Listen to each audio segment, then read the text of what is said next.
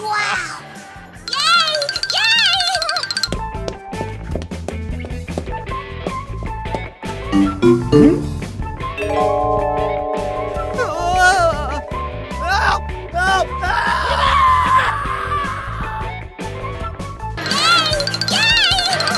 Huh?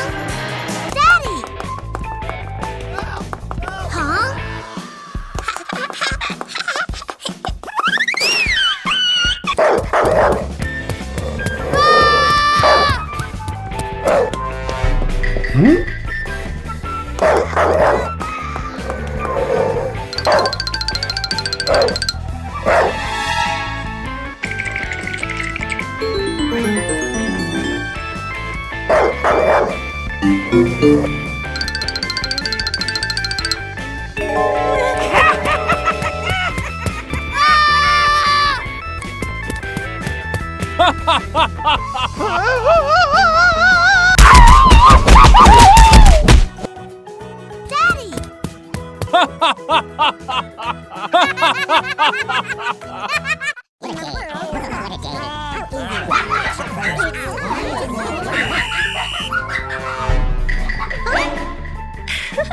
We will have a test now.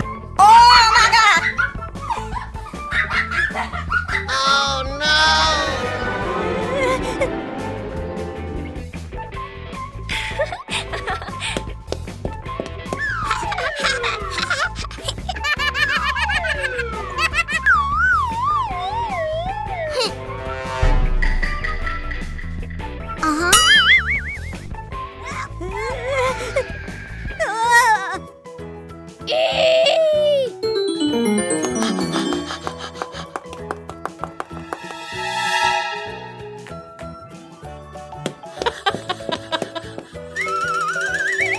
A few moments later. Peppa's health is completely normal.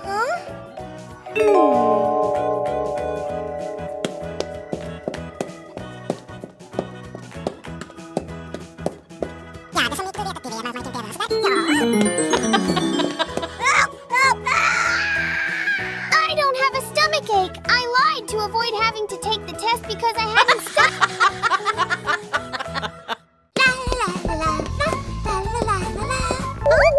Wow!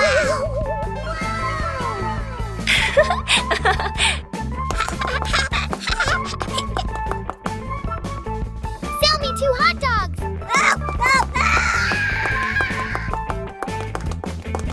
Don't eat! The bread here is very unhygienic!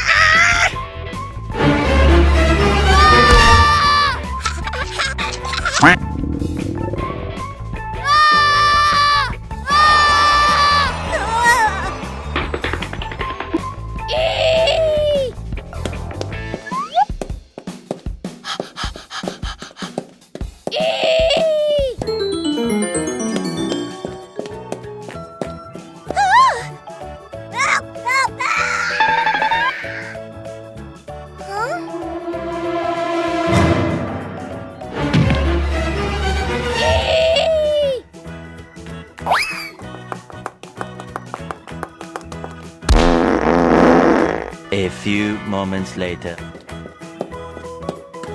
The bread you eat contains a lot of harmful bacteria. Okay.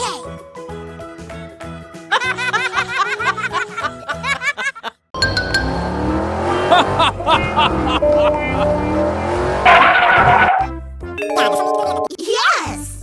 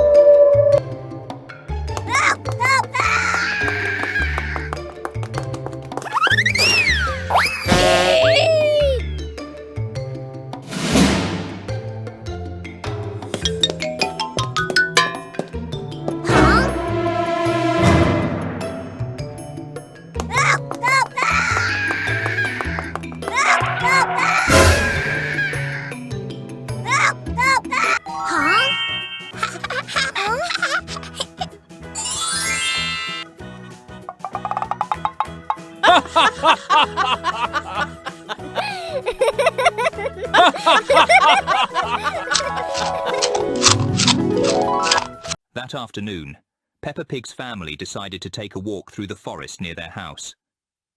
At first, the forest was peaceful and beautiful. The leaves were green, the air smelled fresh, and little paths wound through the trees. Peppa and George ran ahead, laughing and playing, while Daddy Pig and Mummy Pig strolled behind, enjoying the relaxing walk. But as they ventured deeper into the forest, things started to feel strange. The sunlight grew dim, blocked by the thick canopy above. The temperature dropped, and the cheerful sounds of birds vanished. Then, strange noises started drifting through the trees, low, eerie moans that sent chills down their spines. Moments later, dark figures appeared among the trees. Zombies. Their bodies were rotten, with torn clothes clinging to decomposing flesh. Their lifeless eyes stared blankly ahead as they stumbled towards Peppa and her family, their footsteps slow but relentless. There was no time to think. The family turned and started running. They pushed through bushes and slipped on the muddy ground, hearts pounding in their chests. The zombies followed behind, dragging their feet through the dirt and leaves, closing the distance with each passing second. When they thought they could run no further, they saw a cave hidden under the trees. Without hesitation, they rushed inside and filled the cave with rocks. It was pitch black inside the cave. Only their heavy breathing and the sound of the rain broke the silence. But outside, the zombies' groans grew louder. They had found the cave and surrounded it. Rotten hands pounded on the door, testing its strength. The cave door was cracking under the pressure, and the family knew it would not last long. Time seemed to slow down. They huddled together, listening to the zombies' shuffling footsteps outside, waiting. A way out seemed impossible. If they stayed in the cave, the door would soon break open and the zombies would rush in. But if they ran, they were not sure if they would survive. When the rain finally eased, Daddy Pig peeked through a crack in the door. The zombies were still there, but the ground was now so muddy that the creatures moved even slower. It was their only chance. The family had to leave before it was too late. They didn't hesitate. Daddy Pig pushed the door open and they ran back into the forest. Mud splashed around them as they slipped and stumbled forward. The zombies dragged after them, groaning loudly. They ran as fast as they could, desperate to escape. But just as they neared the edge of the forest, Mummy Pig slipped on a patch of mud and fell to the ground. Peppa turned back, reaching for her mother, but the zombies were almost upon them. There was no time to save her. Mummy Pig looked at Peppa, her eyes full of love, and signalled for her to keep running. Daddy Pig, holding George tightly, grabbed Peppa's hand and pulled her away. Together they ran toward the road, leaving Mummy Pig behind. Peppa glanced over her shoulder one last time and saw her mother's figure disappear into the shadows as the zombies surrounded her. When they finally reached the open road, the three of them stopped. They were safe, but something was missing. The forest behind them stood silent and dark, and they knew that Mummy Pig was never coming back. In a peaceful village, there was a small, cosy house where the Peppa Pig family lived.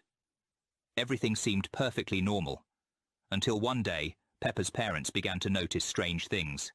During the day, Peppa was still cheerful, running around and playing with her friends. But strange things started happening at night. Every night, even though it was late, Peppa's parents would hear her giggling from the playroom. At first, they thought it was just Peppa staying up late, playing by herself. But as time passed, they began to feel uneasy because the sound sounded like two children playing together. One night, Peppa's father decided to check the security cameras in the house to see what was really going on. And what they saw on the screen made both of them freeze in shock. They saw Peppa, in her pajamas, happily playing with a little boy. It was none other than George, their youngest child, who had died years ago. George was wearing his old favourite clothes, and his bright eyes glimmered strangely, not like the eyes of someone alive. On the screen, George and Peppa were stacking wooden blocks into a tall tower, then knocking it over and laughing loudly. Peppa's parents looked at each other, a cold chill running down their spines. They knew for sure that George could not be alive. He had been gone for a long time, but now his spirit had returned to this house, playing with his sister. Unable to believe what they were seeing, Peppa's mother whispered, "How is this possible? George, are you really back?" But the scene on the screen didn't stop there. Suddenly, George turned his head toward the camera, stared directly into the lens, and gave a strange, eerie smile, as if he knew his parents were watching. Peppa and George's laughter echoed through the night, growing louder and louder, until it made Peppa's parents feel suffocated with fear. Unable to bear it anymore, they rushed upstairs to check the playroom.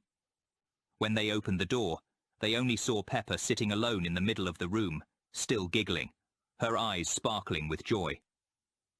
The room was completely empty. There was no trace of George or anyone else. But strangely, the wooden blocks on the floor were arranged into the shape of the first letter of George's name, G. Peppa looked up at her parents with an innocent smile and asked, "Why don't you play?